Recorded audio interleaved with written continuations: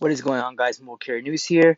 So I'm making this video because I'm showing basically each carrier's coverage and comparing and giving my own personal opinion on what they need to do for the coming future 2022 and 2023. As you can see, this is Verizon's coverage. I turned off my location, for privacy reasons. But anyway, we're gonna just skip through that. And this is basically Verizon's 5G. Now it's near from complete. It still needs to cover areas like Montana, Wyoming. They'll get there. But especially in my area in California right here, I do believe they need to expand more 5G coverage, especially in the beach areas, because I don't think Verizon is honestly um, either like actually, making it, how do I want to say this? Like, I don't want to say Verizon should rush it, but I'm not sure. I'm not sure how long Verizon is going to take to improve coverage because I sometimes switch to LTE and 5G. Don't get me wrong. I've been wanting to use more LTE than 5G. But I mean, I do a lot of 5G testing, so that's the reason why. I have noticed some towers in some areas where I go to, and they're actually Verizon towers. I don't know what band they have. They could have 71, they could have band 5. I'm not really too sure, but soon I'll go to these areas and I'll basically point to where their tower is and I'll do speed tests on it. But so far, this is what Verizon is doing. Now, when C-band is deployed, I'm curious if there will be more 5G expansion. I know 5G is still very new and very not huge for the whole for the whole country of California, of the United States, but this is what they're at. I do believe they can do better than this. They can do more expansion. The real problem I honestly see with this is they have a lot of 3G towers. Now I understand Verizon is going to be shutting them down. So let's see. Then let's see in Arizona, this area, a lot of 3G towers. As all these towers will be converted to LTE in about December 2022. And I mean, Verizon is doing it later, but it's hopefully they're by that time, by the time C-band is deployed, their 3G towers, all of them can work more efficiently. And it's just Verizon just needs to do better on this because AT&T and some parts of it and T-Mobile are doing a little better. I do remember when Verizon first started LTE, they were ahead of LTE and then they beat the curve. Hopefully they can do it again by being a little late to LTE and then beating the curve, which I'm pretty sure they will. They always have. So now we're going to go to T-Mobile. It's going to take me a little while to find the T-Mobile's coverage. So if we scroll down a little more, I am getting better speeds and better performances when playing music on AT&T's net on Verizon's network at the beach. So that I will note to that. Now AT&T, this is AT&T. No, this is T-Mobile.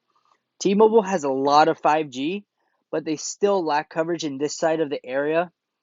So so Verizon's issue is they have a little bit of 5G and they need to work on it. T-Mobile has a lot of 5G, but their service still lacks very heavily on this. They have a lot of 3G towers, and it's just the area is not so good in California. Even though they have a lot of 5G, their network still lags. Um, network management. Um, if it doesn't matter if you have the biggest 5G, 6G, if your coverage isn't that good, it won't perform as well. Um, they're very slammed with 5G, but I do believe T-Mobile needs to improve their service better and handle congestion because they have the new that Magenta Max plan. And there's a lot of hurdles and a lot of congestion that area in those areas that T-Mobile needs to work with. Sure, I've gotten 200 megabytes per second download speed, but then sometimes I go back to that same area to do a speed test, and it's at 50 or 100 or less. So I say that's a major overload of congestion that they need to fix. T-Mobile did a good job with starting out the biggest 5G. Hopefully they can keep it up. But they do have, but since they merged with Sprint, I think this area right here can be very covered. It's just going to take some time. Maybe by 2026 or 2025, it will be good to go. But they lack major coverage here in Nevada. Hope the whole, even though the whole Sprint merger, hopefully they can cover this area, because this is a, if I go to the park and I get lost and I get no coverage, I'm going to be in trouble. But now we're going to look at AT&T's coverage, see how they're doing. Here we go, AT&T. Now AT&T has a lot of coverage on the right side for 5G, but they lack in this area too. They don't lack as bad as, T-Mobile, but I do believe AT&T can improve with C-band and overall, and I think they're doing pretty good in New York and Florida here. I think AT&T's off to a good start. Hopefully by 2024 they can have excellent, better coverage. But I heard they have the fastest speed, so I will give them credit there. It's just the carriers very lack in this area, mainly because it's the middle of nowhere. So in due time, they will have that fixed, and they have a lot of 3G towers. So expect early 2022 for them to get rid of all those and convert it to LTE or LOT or Vault LTE, whatever you call it, and they can get better coverage. These areas will be fully covered, and hopefully they put new towers and more equipment, and to see how they do. So this is just an overview of the full coverage of AT&T, T-Mobile, and Verizon. Obviously, each have their own difficulties, but I'm pretty sure, with a little tweaking around here and towers, they can fix this up pretty well. They have some major they have a lot of LTE in North Carolina and South. And they have some 5G here, which is a lot of 5G. It's just they got to get this worked on. Chicago looks like it has some. Oh yeah, Chicago has some 5G. So I'm making this video to like basically compare coverage, and in about probably 3 years I'll make another video of this comparing coverage. And trust me, if I keep scrolling here, let's go back to Verizon, because that's what I mostly look up to check coverage. Scroll down here. Okay. Keep going. Here we go, Verizon. So in the future, in about 3-4 years, all this will be covered by all carriers, and their 3G will be no more. It will be converted to LTE and 5G. So it's going to be more coverage and more signal for all carriers. So I'm very curious, like how the 5G race will be going, because everyone's expanding. They're going crazy on 5G. I do honestly wish they would still cover LTE, because LTE is a major role in the wireless industry.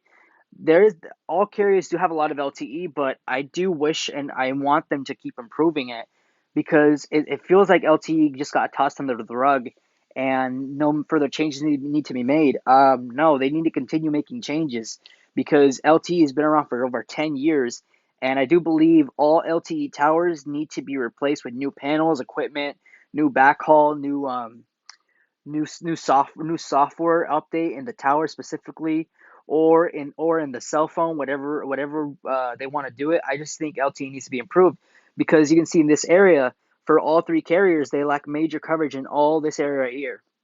Even though California is pretty covered, all this area lacks major coverage, so they need to get that fixed. Hopefully everywhere is covered. I don't know why would they wouldn't want to cover this part of the area when it's very important. I know it's like in the desert, middle or in the middle of nowhere, but I do believe coverage needs to be fixed for every place you go to, even if it's the middle of nowhere or if it's next to the ocean or by Canada or Mexico, whatever. I do believe it needs to be fixed. Let me know what you guys think in the comments about this. I hope you guys enjoy this video. Like, comment, share, and subscribe, and I'll see you on the next video.